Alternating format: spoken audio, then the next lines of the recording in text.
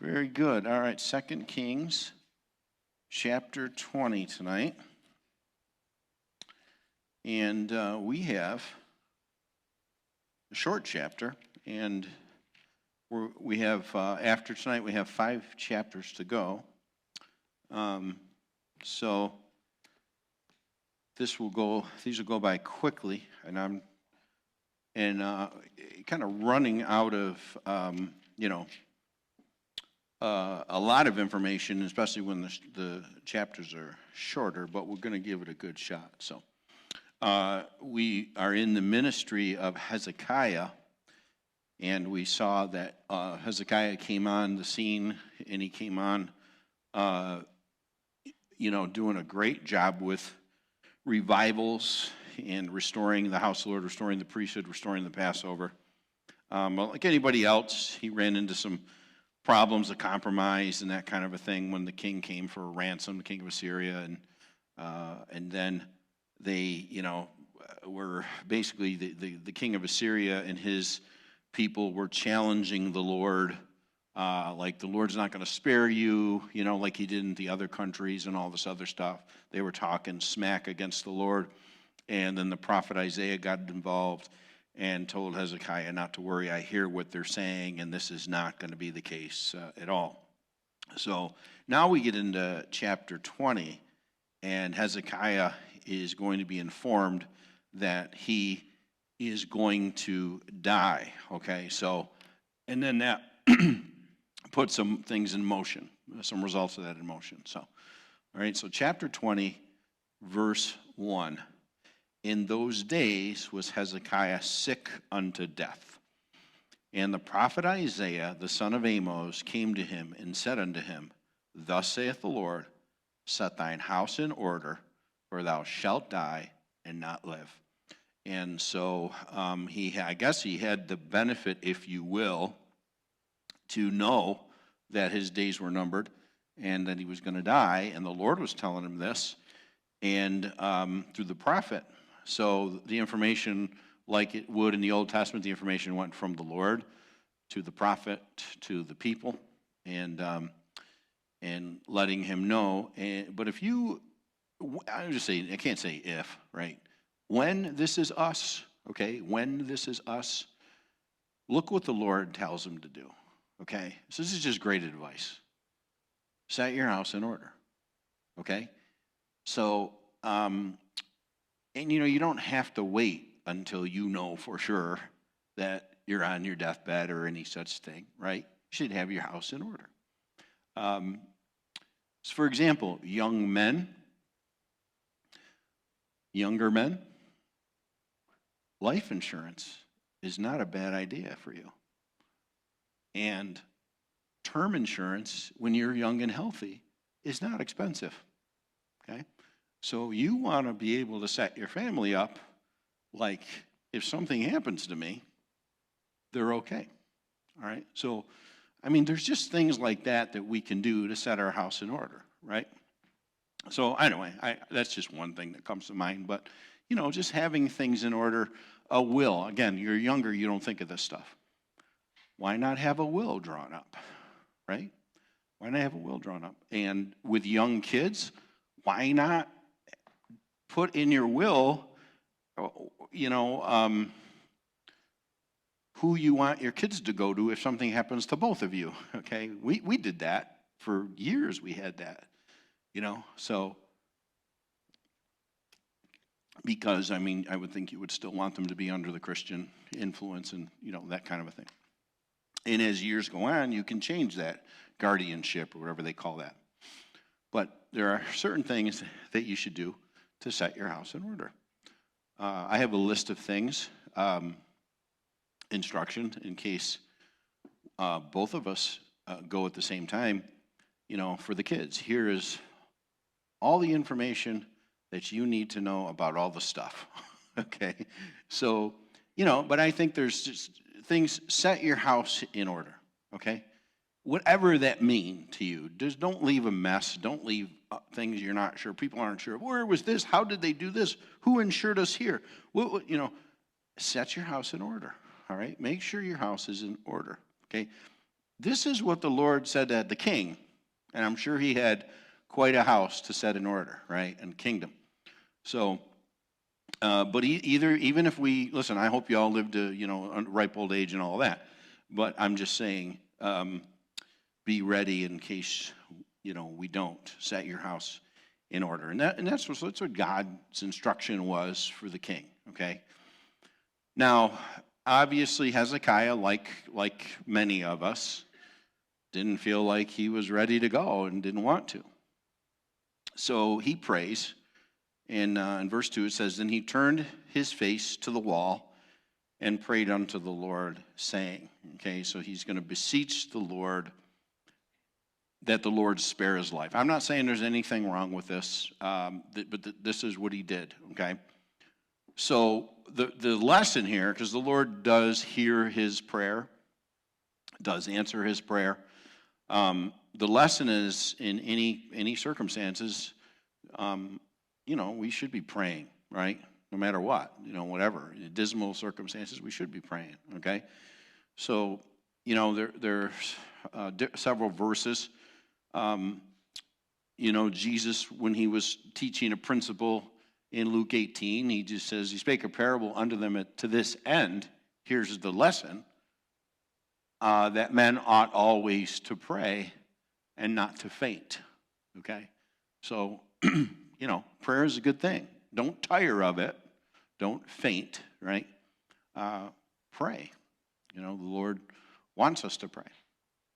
Then Jesus, when he's arrested, before he's arrested in Gethsemane, right? It was a rough night. It says he took with him Peter and 2 sons of Zebedee and began to be sorrowful and very heavy. Now, this is Jesus' example of being sorrowful and very heavy, okay? Heavy-hearted. Then saith he unto them, My soul is exceeding sorrowful, even unto death. And I'm sure Hezekiah, to some degree, was the same way. Tarry ye here and watch with me. And he went a little further and fell on his face and prayed, saying, O my Father, if it be possible, let this cup pass from me. Nevertheless, not as I will, but as thou wilt. So again, Jesus' example of feeling better about a situation was prayer. Didn't mean he had it even answered, but it was prayer, okay? Give it to the Lord, right? That was his example. And Paul, similarly, Paul the apostle, in 2 Corinthians 12 said, Unless I should be exalted above measure through the abundance of the revelations, there was given to me a thorn in the flesh, the messenger of Satan to buffet me, lest I should be exalted above measure. For this thing I besought the Lord thrice, that it might depart from me. And he said unto me, My grace is sufficient for thee, for my strength is made perfect in weakness. Paul concludes, Most gladly, therefore, will I rather glory in my infirmities, that the power of Christ may rest upon me. But as Paul was weary in his flesh, he asked the Lord 3 times to take the thorn in the flesh from him. The Lord said no, but I am sure that Paul felt much better about prayer, giving it to the Lord. So one way or another here, Hezekiah is going to unload before the Lord, and in this particular case, right, it's gonna be answered. So he says, I beseech thee, O Lord, remember now how I have walked before thee in truth and with a perfect heart, and have done that which is good in thy sight. And Hezekiah wept sore.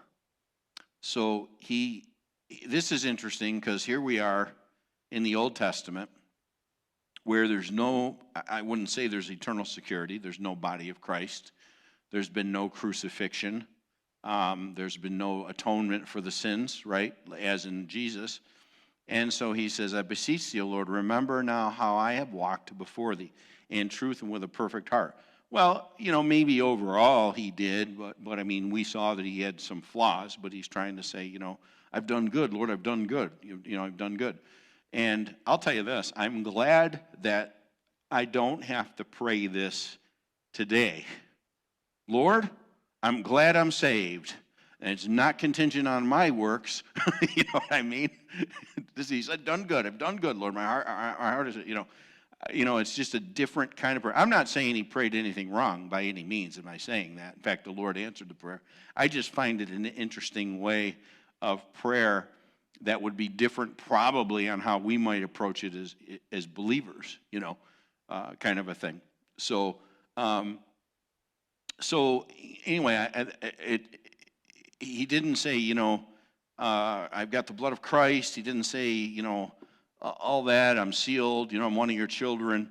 He just prayed a little bit differently. So now, again, I'm not going to tell you that it's not by faith because it's by faith. But in the Old Testament, it was a little bit different. Our salvation is by grace through faith in the shed blood of Jesus Christ, right? So that's what your salvation is, not by any works. But if you look at Hebrews 11, by faith, and again, they had to have faith, all right? But it wasn't a sealing eternal security faith of, you're all set for good now. There was no spiritual circumcision. There was no baptism into the body of Christ, right?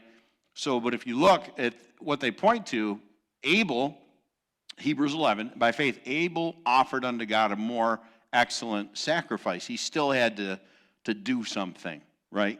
That was his claim to fame. Then Cain, by which he obtained witness that he was righteous, God testifying of his gifts because of Abel for what he did, okay? Enoch, by faith, Enoch was translated that he should not see death and was not found because God had translated him. For before his translation, he had this testimony that he pleased God. Again, that's amazing. I'm just glad because there's not every day that I please God. Do you know what I mean? So then we have Noah. By faith, Noah being warned of God of things not seen as yet. Wait a minute. Verse 6. But without faith, it's impossible to please him. I want to make sure you see that. By faith, Noah, being warned of God of things not seen as yet, moved with fear, prepared an ark to the saving of his house, by the which he condemned the world and became heir of the righteousness which is by faith. Noah, you have faith in me? Let me see. Move it. Build this ark, right? Yeah, that's some pretty amazing faith. Build an ark, takes 100 years. By faith, Abraham, when he was called to go out into a place which he should after receive for inheritance, obeyed, and he went out, not knowing whither he went. By faith, he sojourned in the land of promise and in a strange country. All right, so he was called to do this. Now we are here, and I'm not going to speak for you. We overall here are what's called a dispensational church, okay, where in history of the Old Testament up to now, God commanded different things to be done for them to be in favor with him, all right? So in the age of innocence, it was don't eat the fruit. I mean, wasn't that the command? Don't eat? And they ate and they were cursed, right? And every one of them ends in a failure, okay?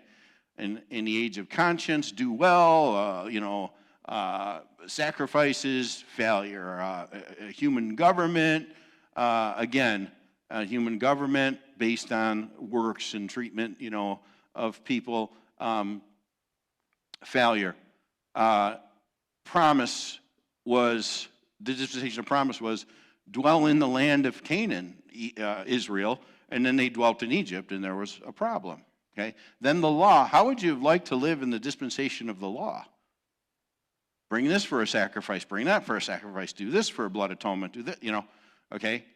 No. And now we're in the dispensation of the church age or the age of grace, which, thank you, Lord, is faith in Jesus Christ alone and what he's the finished work, right? So, so we believe that. Now, there are a lot of people that think when you're not a dispensationalist, they think we're a little bit crazy sometimes, and they might say things like, in the Old Testament, they were their salvation was based on looking forward to the cross. So it was always the cross. And to which I disagree with, and I'm not saying that I don't take anything away from Jesus' blood atonement and sacrifice. I'm just saying I don't think they knew well enough to do that. That's my point. They knew what was in front of them. Hey, build a boat. Hey, go over here. Dwell in, do sacrifices, do sin offerings. And a lot of those things were types of Christ and all that. But his crucifixion, when he came, I mean, nobody was like, oh, yeah, we know that we were aware that this is what was going to happen. No, they weren't. Okay? So whereas we still believe that it is through Jesus Christ, because anyone here, whether it was a Hezekiah or whomever, if they died in good favor in the Old Testament with God, they went to a holding place called Abraham's bosom. There, I believe that Jesus Christ came and preached. And they still needed to accept him. So no one's getting into heaven without Christ. But I don't believe at the time they were alive that they knew that. That's the difference. Okay? And that's kind of what a dispensationalist, kind of a thing that we believe. But people will knock the traditional Baptist position, non-dispensation, is no. They were all looking to the cross, all looking to the cross. No. That was a Roman crucifixion that had yet to be invented. They were not looking to that. So, anyway, I get off on that because I have time tonight to do so. All right. So, but when you look here in verse 3, I find it interesting that Hezekiah is like, Lord, remember what I've done. Remember the good that I've done in your sight. So. And in the Old Testament, I believe that the condition that they died in, what their heart was toward God, determined whether they went to Abraham's bosom or to hell. That's what I think. All right, so verse 5, so he wept sore. Verse 4, and it came to pass, afore Isaiah was gone out into the middle court, that the word of the Lord came to him, saying, so that's quick. The prayer is quickly answered. Whatever he prayed and however his heart was, and the fact that he wept sore got God's attention right away, because before Isaiah left the premises, God's like, go back. And in verse 5 it says, turn again and tell Hezekiah, the captain of my people, thus saith the Lord, the God of David thy father, I have heard thy prayer. Now watch this. I have seen thy what? I've seen thy tears. Behold, I will heal thee. On the third day thou shalt go up unto the house of the Lord. So he tells him, whatever his heart got a hold of it, and I think the tears. Now there are some preachers and some people, they can cry on command. And sometimes I'm like, are you crying again? Man, is this right? What are we doing here? Because I just can't cry on command. Oh, I can't do it. All right. So if you see me cry in the pulpit, it's sincere. All right. So I want you to know that. But I'm just saying, tears, though, can be sincere. Sometimes they're not. Sometimes they are. Okay? So here, they were sincere. So we learned some things from that. Looking back here at Ezra 10, verse 1, and it says, when Ezra prayed, and when he had confessed, weeping and casting himself down before the house of God, there assembled unto him out of Israel a very great congregation of men and women and children, for the people wept very sore. I think when it's sincere and it moves people to tears, that means their heart is soft and humble. Okay? And sometimes you do that. Sometimes I do that. Where you move to tears. Okay? It's a good thing. Joel chapter 2, therefore also now saith the Lord, turn ye even to me with all your heart, and with fasting, and with weeping, and with mourning. Okay, you're mourning, you're sorrowful, your heart is soft, and you weep.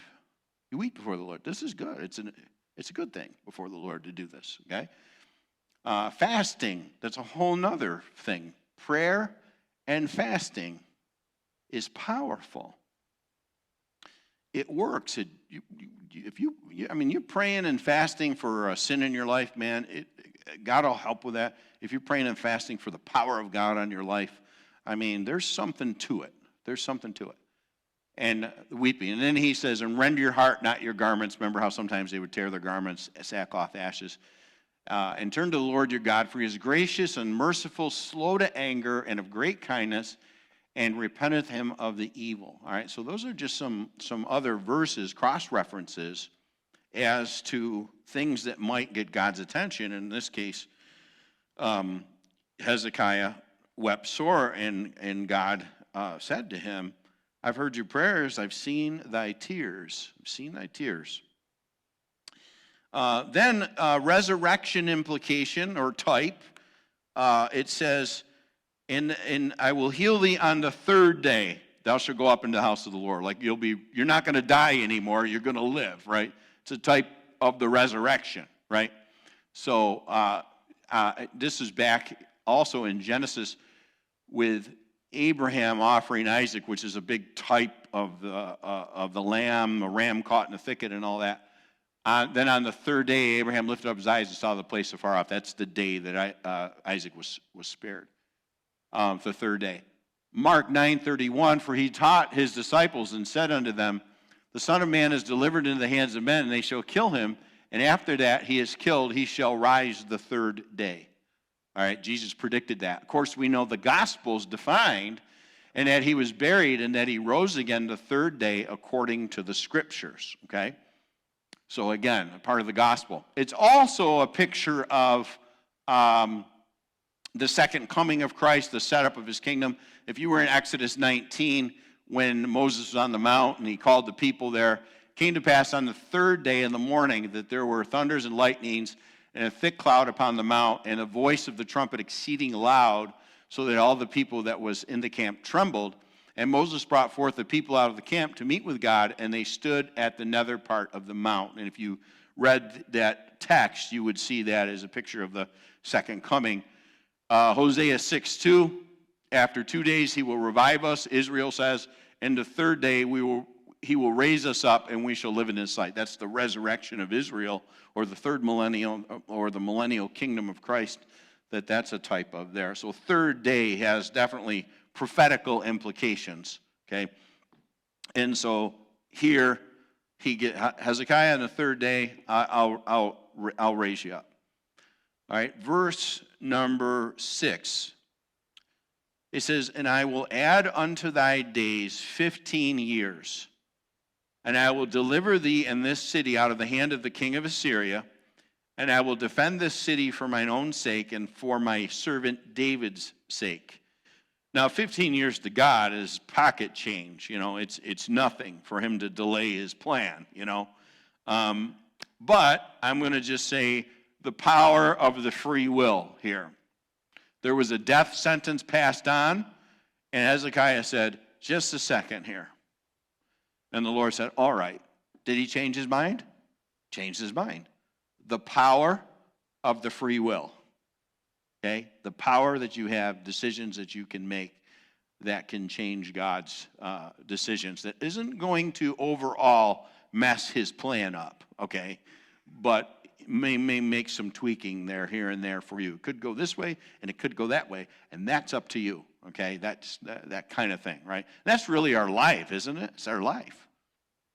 Hey, your life can be blessed, could be cursed, could go this way, could go that way. Up to you. Up to you, right? And that's just where we are. So he throws in, though, and this is for David's, my servant's sake, God will let others benefit from someone else's righteousness, and I'm going to do it for David and the promise I made for him for the Davidic kingdom and all those other things. To which, again, I say that whatever happens over there in Jerusalem and whatever happens, with Israel and all that, if God defends, it's for David's sake, so not for Netanyahu's sake, okay? So that's up to the Lord. All right, so now we get to verse 7. And because he says, all right, I'm going to give you 15 more years. We get to verse 7, and he says, and Isaiah said, take a lump of figs, and he took it and laid it on the boil. Okay, this is the first we heard that It was some sort of a boil, and he recovered. So God is obviously the one that heals, but he does use, in this case, I guess, herbal medication. I mean, I don't know, he uses a lump of figs to draw out whatever he did. I don't know what happened, but so it's just interesting that it drew out the poison or whatever it was, and it's what he used. So God can use those means, if he wants. So I don't put him in a box, to say he can or whatever he can or can't do. I know he can do whatever he wants to do. So anyway, so that's the way that he went about it. Then Hezekiah, being a true person of Israel, a Jew, and Hezekiah said unto Isaiah, what shall be a sign that the Lord will heal me? And that I shall go up into the house of the Lord the third day. Well, number one, because he told you, right? That's what he told you would happen, all right? But again, 1 Corinthians 1:22, the Jews require a sign. The Greeks seek after wisdom, all right? So as Gentiles, and as we walk by faith, not by sight, by faith is impossible, without faith it's impossible to please him. I'm not one to over ask God for signs. I trust in his word. I trust how he leads me. If I see something in his word, I'm like, Lord, are you saying, is this for me? That kind of a thing. And you just walk through open doors, and he takes care of the rest. So, but the Jews, they require a sign, and that was instilled in them. And so Hezekiah says, but what's going to be the sign? And Isaiah said, this sign shalt thou have of the Lord, that the Lord will do the thing that he hath spoken. I don't know if that's like a subtle shot. The thing he's spoken, that he said he would do. Shall the shadow go forward 10 degrees or back 10 degrees? So this is the dial clock, right? You want the shadow on the clock to go forward or backward 10 degrees.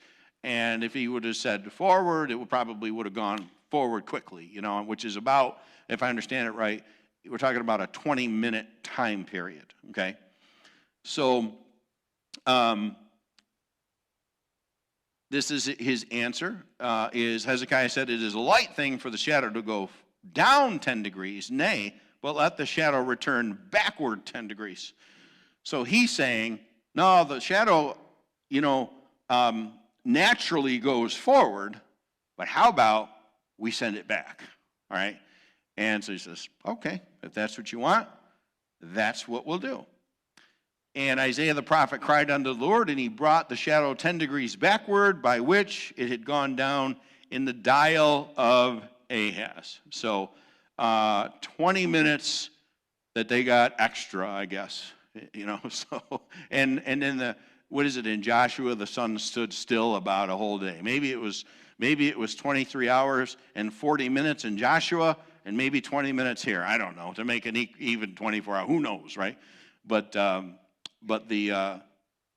that's what happened. All right, that's what he asked for, and that is what God granted him.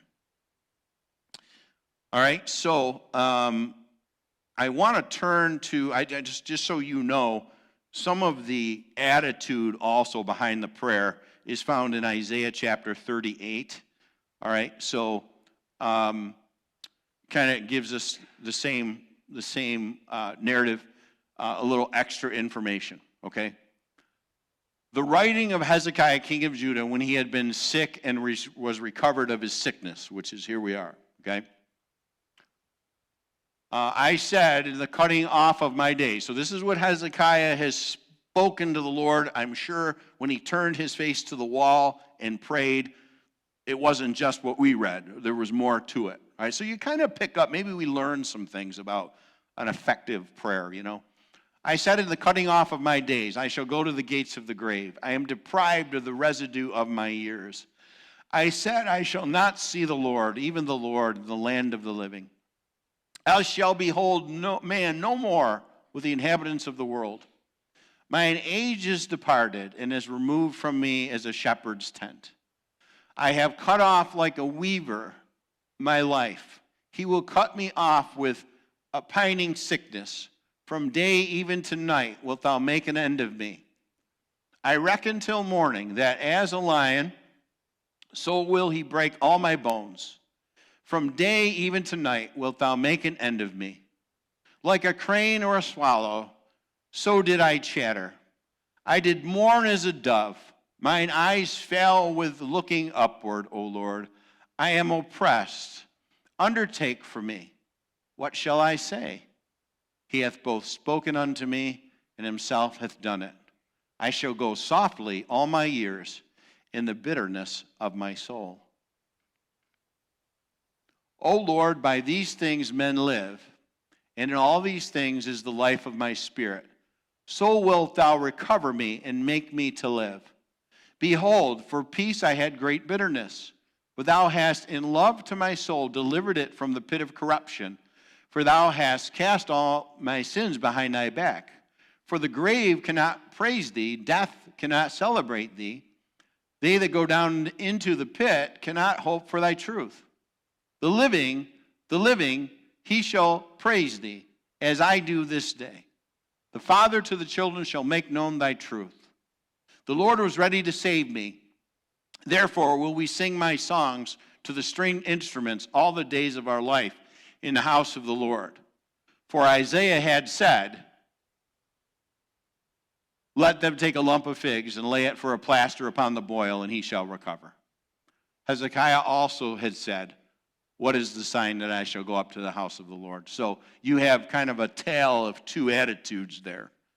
One of, oh my goodness, I can't believe this is happening to me. I'm going to be, the rug's being pulled out from under me, et cetera, and then kind of one of thanksgiving of, well, that's not what happened. The Lord took care of me, and I'm going to praise him and sing to him and all these other things. So it's just an interesting perspective that you get from what was going on with Hezekiah there.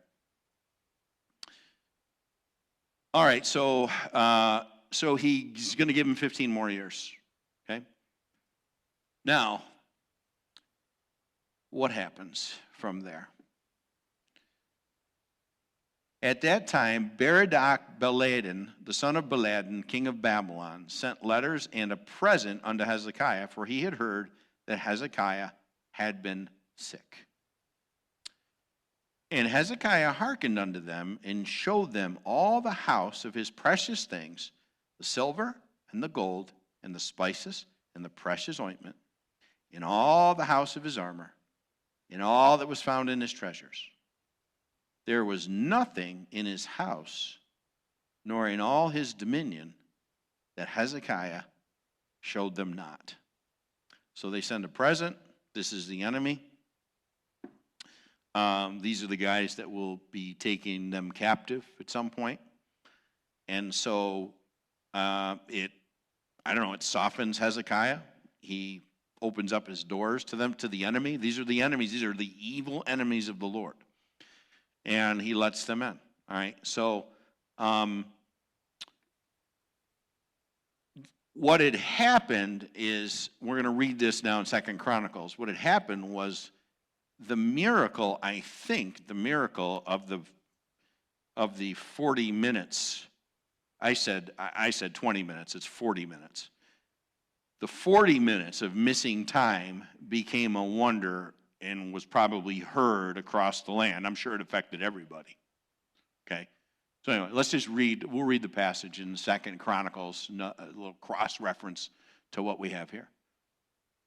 Again, in those days Hezekiah was sick unto death, prayed unto the Lord, and he spake unto him, and he gave him a sign. But Hezekiah rendered not according to the benefit done unto him, for his heart was lifted up. Therefore was the wrath upon him and upon Judah and Jerusalem. So Hezekiah was one of these guys to go back and forth. His heart was lifted up in pride, and then he humbled, and then he was prideful, this kind of a thing. Notwithstanding, Hezekiah humbled himself for the pride of his heart. So here's where we are in our story here. He gets healed, his heart gets lifted up, and he lets these guys in. God is mad at him, and then he humbles back again. Okay, this is just kind of a quick snapshot of it. All right. Humbled himself for the pride of his heart, both he and the inhabitants of Jerusalem, so that the wrath of the Lord came not upon them in the days of Hezekiah. And Hezekiah had exceeding much riches and honor, and he made himself treasuries for silver and for gold and for precious stones and for spices and for shields and for all manner of pleasant jewels. So it's one thing for us to come humbly to the Lord and ask him for things. And then he blesses us. And it's another thing now for us to forget where that comes from and then lift up our pride and say, aren't I something? Did you see? See what I got? See what yeah. See, that's not good. That's just not good. All right, so then we continue in 2 Chronicles 32. Storehouses also for the increase of corn and wine and oil and stalls for all manner of beasts and coats for flocks. Moreover, he provided him cities and possessions of flocks and herds in abundance, for God had given him substance very much. This same Hezekiah also stopped the upper watercourses of Gihon and brought it straight down to the west side of the city of David. We're going to read about that again later. Hezekiah prospered in all his works. Howbeit, and this is where I think we're talking about the time standing still. Howbeit, in the business of the ambassadors of the princes of Babylon, who sent unto him to inquire of the wonder that was done in the land, God left him to try him that he might know all that was in his heart. So these guys who were the sworn enemies either experience or hear. Did you hear it? Hezekiah asked God for the dial to go back to shadow, and it did for 40 minutes. Those guys are like, I got to hear this myself. I got to find out, and they send him a present. Oh, a nice present. These guys like me. Come on into my house. Well, the reason they were there is they wanted to inquire of the wonder that was done in the land. What happened? How did this, what went on here? You know what I mean? You got some mystical powers. Can you share them with us? Or whatever was said, right? So, and here I think his heart was lifted up and he took credit. That's what I think, where God's like, okay? So when we continue to read, you might look at it like, well, what's the big deal? I mean, he showed him his house. This is the big deal. His heart was lifted up in pride. He's taking credit away from the Lord, okay? And he's letting the enemies in. All right, so he showed him everything, right? Verse 13. Then, verse 14, then came Isaiah the prophet unto King Hezekiah and said unto him, what said these men? And from whence came they unto thee? And Hezekiah said, they are come from a far country, even from Babylon. And he said, what have they seen in thy house? I love that these prophets know exactly the answer, but they're asking him, they want to see what he's going to share, right? And Hezekiah answered, all the things that are in mine house have they seen. There is nothing among my treasures that I have not showed them. So, again, he's letting the enemy in. Not a good thing. All right, not a good thing. And so, anyway, I think of this verse in the New Testament. Makes me go to this of 2 John. Whosoever transgresseth and abideth not in the doctrine of Christ hath not God. He that abideth in the doctrine of Christ, he hath both the Father and the Son. If there come any unto you and bring not this doctrine, which doctrine? The doctrine of Christ. Receive him not into your house, neither bid him Godspeed. For he that biddeth him Godspeed is a partaker of his evil deeds. It's kind of the same principle. They're like, you let him in the house, you let him see everything? These are the heathen, pagan, devil worshipers, okay?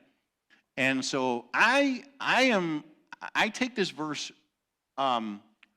seriously enough that when the Jehovah's Witnesses come to my door, I talk to them on my front porch. I never invite them in my house because of this. Now some man, well, that's not what I mean. I'm taking that too far. I don't care. They abide not in the doctrine of Christ. They're not coming in. And I try to be polite. I try to be nice. But I try not to say, you have a nice day. Or, you know what I mean? I try to be like, don't bid them Godspeed. Lord bless you on what you're doing. Nope, not me. So, the principle of, these guys are coming into that house of the king, man. And it's like, what'd you show them? we're coming to the house of the Lord. What'd you see? What'd they see? Okay, God wasn't pleased with that. Verse 16. And Isaiah said unto Hezekiah, hear the word of the Lord. Behold, the days come that all that is in thine house, and that which thy fathers have laid up in store unto this day, shall be carried into Babylon. Nothing shall be left, saith the Lord. This is kind of the judgment now passed on. This is fulfilled. We'll see this in the very last chapter of the book, 2 Kings 25. And of thy sons that shall issue from thee, which thou shalt beget, they take away, and they shall be eunuchs in the palace of the king of Babylon. Meaning, they're not having any more kids. They're going to take them captive. The sons you forget, meaning, by the way, grandsons, great-grandsons. In Daniel 1, we read about it, Daniel chapter 1, where it says, in the third year of the reign of Jehoiakim, king of Judah, came Nebuchadnezzar, king of Babylon, unto Jerusalem and besieged it. And the Lord gave Jehoiakim, king of Judah, into his hand with part of the vessels of the house of God. That's what we're reading about, which he carried in the land of Shinar to the house of his God. And he brought the vessels into the treasure house of his God. And the king spake unto Ashpenaz, the master of his eunuchs, that he should bring certain of the children of Israel and of the king's seed, there it is, of the king's seed and of the princes. That was predicted right here, that your seed is going to go over there, grandsons, great-grandsons, and they're going to be eunuchs. They're not going to be able to procreate because of the line here. Now, this is bad news, and here's Hezekiah's response. Then said Hezekiah unto Isaiah, good is the word of the Lord, which thou hast spoken. And he said, is it not good if peace and truth be in my days? It's kind of a selfish response. Oh, okay, so be it. Sorry, kids. Sorry, grandkids. Sorry, great-grandkids, but it's going to be a good 15 years for me. Okay? My days will be good. He's happy for his own sake. But in reality, the 15 years, because of this now, the 15 years that he asked for were not productive. In fact, we're going to see next week, in those 15 years, he produced one of the, if not the most wicked king of Israel, Manasseh. So, from the southern tribes. So he let the Babylonians see his house, and then that's what happened in those 15 years, and he had Manasseh, the worst king Judah ever had, for sure. So nothing's recorded good. All right, verse 20, and the rest of the acts of Hezekiah and all his might, and how he made a pool and a conduit and brought water into the city, are they not written in the book of the Chronicles of the kings of Judah? And Hezekiah slept with his fathers, and Manasseh his son reigned in his stead. So all because, remember, he starts off, Lord, I don't want to die. I'm weeping. My heart is toward you. And the Lord blesses that and gives him 15 more years. And then his heart is lifted up, because people probably said, Hezekiah, how did you do this 40 minutes of time? And you're the real deal, man. Wow. And the people come from Babylon. Whoa, wow, could we see your treasure? Yeah, look at this. Look at these treasures. You see this? You see this? See this? See this beautiful piano? What was this? Where's Gal? What was this? Like 10 grand? Do you remember? Right? See this? See what I got? I didn't buy it. See, if I say it's $10,000 piano, that's because of me. It wasn't me. It was a bunch of generous families, a handful of generous families that made that happen. So this is back in the early days. But you start taking credit for things. So you look with this, and then there was this, and then there's that. And you see these 250 chairs out there? You know who paid that money for those? Well, I did. It wasn't me. It was Dave Steen and Linda. It wasn't me. And I'm not taking credit for this, right? But this is the type of thing that he was doing, right? And then the Lord's like, what? So those are the things we got to be careful of. I want to show you one more thing from the archaeology stuff, which is pretty neat. Verse 20, and the rest of the acts of Hezekiah and all his might, how he made a pool and a conduit and brought water into the city. The conduit is called, in archaeology, is called Hezekiah's tunnel. Okay? This is from page 225. Hezekiah's workmen cut a tunnel through solid rock under Ophel Hill, running 1,700 feet southwest from Gihon Spring to the pool of Siloam, within the wall, thus diverting the water from its natural flow into the brook Kidron. These guys were brilliant, okay? Brilliant engineers, okay? At the mouth of the tunnel, an inscription reads, "The tunnel is completed. This is the story." While its stonecutters were lifting up the pick from opposite ends, 3 cubits apart, there was heard a voice of one calling to another. And after that, pick struck against pick, and waters flowed from the spring to the pool. 1,200 cubits, and 100 cubits was the height of the rock above. That's the inscription that was found over there in this conduit, in this tunnel. And they wrote about it, all right? And the Bible writes about it. Okay? Isaiah said something about it, and 2 Kings says something about it. So I just think that's kind of neat stuff, But amazing how they were able to divert that water to themselves, so they could, survive when they were besieged and all that other stuff. So, all right, that's where I'm stopping.